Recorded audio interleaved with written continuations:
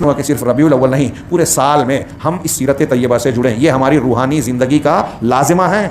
آپ اور ہم جس دن رسول اللہ صلی اللہ علیہ وسلم کی سیرت طیبہ سے کٹ گئے، مر گئے، کیونکہ مسلمان نہیں رہیں گے نا. جو زندہ رہنا چاہتا ہے اس کو توحید کے سبق کے بعد یا ساتھ میں کہنا چاہیے اتباع رسول کا سبق یاد رکھنا ہے، اور اتباع ہی سے محبت ہوتی ہے.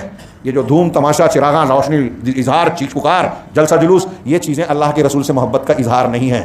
یہ ہم اس کی آپ کی مخالفت میں نہیں کہہ رہے ہیں. رسول اللہ صلی اللہ علیہ وسلم سے محبت کا معیار قرآن نے بتایا ہے، حدیث نے بتایا ہے، صحابہ نے عمل کر کے دکھایا ہے. صحابہ نے جیسی رسول اللہ صلی اللہ علیہ وسلم سے محبت کی دنیا میں کسی محبت کرنے والے نے کسی محبوب سے نہیں کی.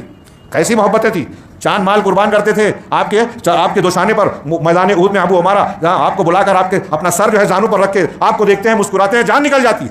آپ کی طرف آنے والے تیر اور برچوں کو اپنے ہاتھ اور سینوں پر لیتے ہیں.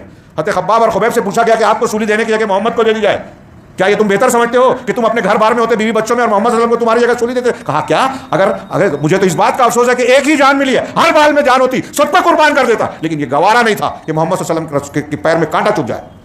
یہ صرف جذباتی بات نہیں تھی. اس جذبات کے ساتھ ہمارے یہاں بھی لوگ کہتے ہیں کہ محمد صلی اللہ علیہ وسلم کے نام پر جان دیں گے، لیکن محمد صلی اللہ علیہ وسلم کی سنتوں پر جینا بہت مشکل ہے لوگوں کے لیے. آج ہمارے سماج میں کون سی برائی ہے جو نہیں ہے جس کو اللہ کے رسول نے منع پسند کیا، منع کیا، حرام کیا؟ شرک اور بدعت بنیادی طور سے سب سے بڑی. اور یہ بات دھیان دیجیے، میں بات کو ختم کرنے سے پہلے اگر نہیں کہوں گا یہ جملہ تو ادھوری رہے گی بات، کہ آج مسلمانوں پر، علامہ ابن تیمیہ اور دوسرے لوگوں نے دلائل سے لکھا کہ مسلمانوں پر دشمنوں کا تسلط جو ہوتا ہے، وہ غزہ میں ہو، مسلمانوں کی حالت خراب ہو، ہندوستان میں ہو، کہیں اور ہو، ملک کے کسی دنیا کے کسی خطے میں، اس کی سب سے بڑی وجہ شرک ہے، بدعت ہے، اللہ کے دین سے بیزاری ہے.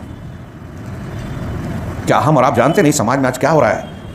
کیسے کیسے کیس سامنے آ رہے ہیں، لوگ ڈسکشن کرتے ہیں، سوشل میڈیا پہ وائرل کرتے ہیں، فلاں بڑی شخصیت وہ جیل میں چلا گیا، اس کی ایسی ویڈیو اور وائرل ہو رہی ہے. مجھے کہتے ہوئے کوئی کسی کا ذکر کرنا مقصود نہیں ہے. یہ ہمارے سماج کے انحطاط کی تصویر ہے کہ ہم کتنے گر گئے ہیں. سودی لین دین، حرام خوری ہو رہی ہے، چلتا ہے. زنا کر رہے ہیں، چلتا ہے. شرک ہو رہا ہے، بدعت ہو رہی ہے، آپ کیا کریں، ان کا مسلک ہے، چلتا ہے. تو جب یہ سب چلتا ہے تو اللہ کا عذاب آ رہا ہے. ہندوستان کا جو کھیتیاں ہیں، کہتے ہیں 60% حصہ پانی میں ڈوبا ہوا ہے. لاکھوں گھر بہہ گئے، ہزاروں جانور بہہ گئے. کسانوں اور دوسرے لوگوں کے حالات خراب ہیں. جتنی پہاڑی ریاستیں تقریباً تمام کے تمام انتہائی برے حالات میں ہیں. ایک مسلمان بندہ یہ عقیدہ رکھتا ہے کہ کائنات میں ایک پتا بھی کسی درخت سے جھاڑ سے ٹوٹتا ہے تو اللہ کے حکم کے بغیر نہیں ٹوٹتا. تو یہ طوفان، یہ بارش، یہ پہاڑوں کا گرنا، بادلوں کا پھٹنا، ایک ساتھ کئی گاؤں کا دفن ہو جانا، کیا یہ اللہ کی مشیت کے بغیر ہے؟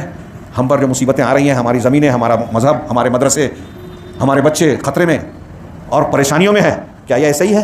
اگر بچنا ہے تو اس کا ایک جملے میں نسخہ یہ ہے کہ اللہ کی توحید کو سیکھیں، اختیار کریں، رسول اللہ صلی اللہ علیہ وسلم کے حقوق کو جانیں اور آپ سے محبت اور اتباع کا سلیقہ سیکھیں. مسلمان کہتے تو ہیں کہ ہم اللہ کے رسول سے محبت کرتے ہیں، لیکن عمل کو جب دیکھا جائے، ہمارے حالات کو دیکھیں تو ہم سب جانتے ہیں کہ اکثر مسلمانوں کی اکثریت جھوٹ بولتی ہے.